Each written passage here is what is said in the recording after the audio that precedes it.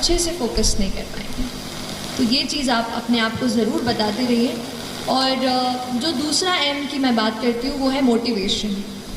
तो कई बार ऐसा पूछते थे, मैं भी जब पढ़ रही थी तो इंटरनेट पे ऐसे यूट्यूब पे सर्च करती थी हाउ टू स्टे मोटिवेटेड।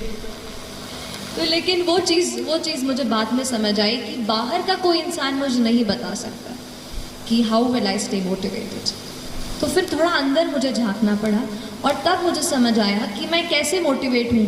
तो फिर जब आपको मन करे ना कि आज तो हो गया, आज बहुत पढ़ाई कर ली, तब अपने आप से पूछो कि ऐसा क्या है जिसने मुझे पुश किया कि मैं ये करियर चुनूँ। ऐसा क्यों है कि मैं एसएसबी के एग्ज़ाम के लिए बैठ रही हूँ या बैठ रहा हूँ। Why is it? अगर आपका वाई तगड़ा है ना तो आप पूरी जर्नी से अच्छे से निकल जाओगे। इसलिए अपने वाई को, why do you want to join the civil service, why do you want to clear this exam, that is very very important. So don't start कि अगर करूँगा तो अच्छा वो मिल जाएगा, प्रेस्टीज मिल जाएगी। अगर आप प्रेस्टीज को सोच कर अगर आप सिविल सर्विस का एग्ज़ाम देने जा रहे हैं तो माय डियर फ्रेंड्स, ज़्यादा दिनों तक वो आपको मोटिवेट नहीं रख पाएगा। मोटिवेशन आपको कहीं ऐसी जगह से आना चाहिए कि अगर आप कहीं जा रहे हो, किसी बच्चे को देख रहे हो, किसी दुकान पर काम करते हो, तो क्या आप ये सोचते हैं कि वो बच्चा वहाँ पे नहीं होना चाहिए, वो बच्चा अभी स्कूल में होना चाहिए। क्या हम कुछ कर सकते हैं अपनी पढ़ाई से? क्या हम किसी ऐसे पोजीशन पे पहुँच सकते हैं कि उस बच्चे को वहाँ से निकाल कर स्कूल में भर्ती करा दें? तो ये चीज़ आपको मोटिवेट करनी चाहिए। जिस दिन आप सोसाइटी से जुड़ने लगेंगे और समझने लगेंगे कि कुछ और लोग हैं जो अनफॉर्चुनेट हैं, हम बहुत लकी हैं और हम उनकी मदद कैसे करें, तो फिर बहुत जर्नी जो है ना आसान हो जाती है। तो एक ये चीज़ मोटिवेशन की थी कि आप खुद अपने आप को मोटिवेट करिए। मैं लकी रही कि मैं मम्मी पापा के साथ रहकर, घर में रहकर पढ़ाई की मैंने।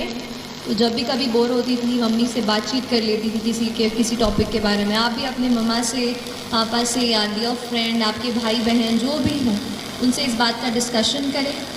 और इसके अलावा डी स्ट्रेस भी हूँ। और एक और बात मैम से बात करते हुए मुझे याद आई कि मुझे ज़रूर आपसे शेयर करनी चाहिए, वो है हमारा न्यूट्रिशन और हमारा पूरा जो न्यूट्रिशन हम लेते हैं।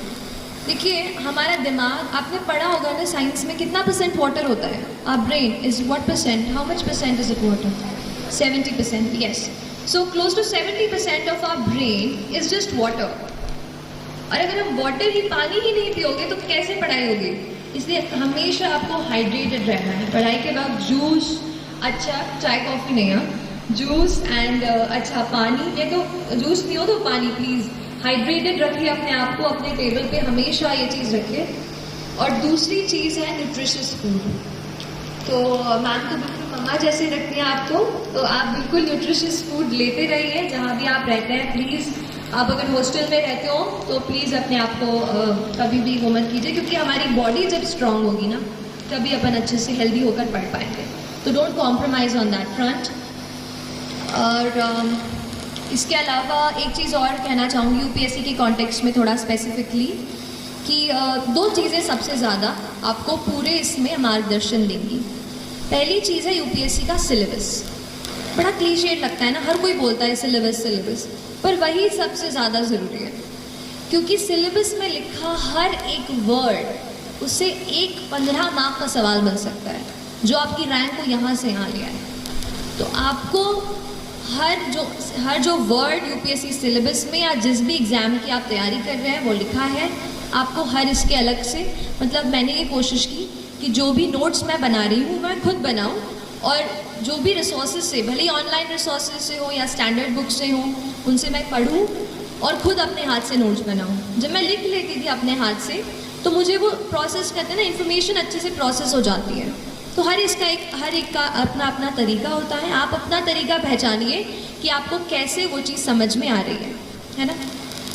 और इसके अलावा मेरे ख्याल से मैंने, हाँ, जो दूसरी चीज़ मैं कह रही थी, यूपीएससी के प्रीवियस ईयर के पेपर्स, वो भी बहुत ज़्यादा ज़रूरी है। कोई भी आप सॉल्व कर रहे हो, पहले तो आप 5-7 साल के अपने प्रिंट करा के अपने पास रख लो कि ये पेपर्स हैं, ये क्वेश्चंस हैं, चाहे प्रीलिम्स का हो चाहे मेंस का हो। हर बार उसको देख लो हर दिन और समझो कि किस स्टैंडर्ड के क्वेश्चंस आपसे पूछे जा रहे हैं, है ना। तो ये 2 चीज़ें आपके अल्टीमेट मार्गदर्शक हैं। बाकी तो आप अपनी मतलब ये है ना कि मैं जो आज बोल रही हूँ ना आपके सामने खड़े होके, ये कुछ चीज़ें मैं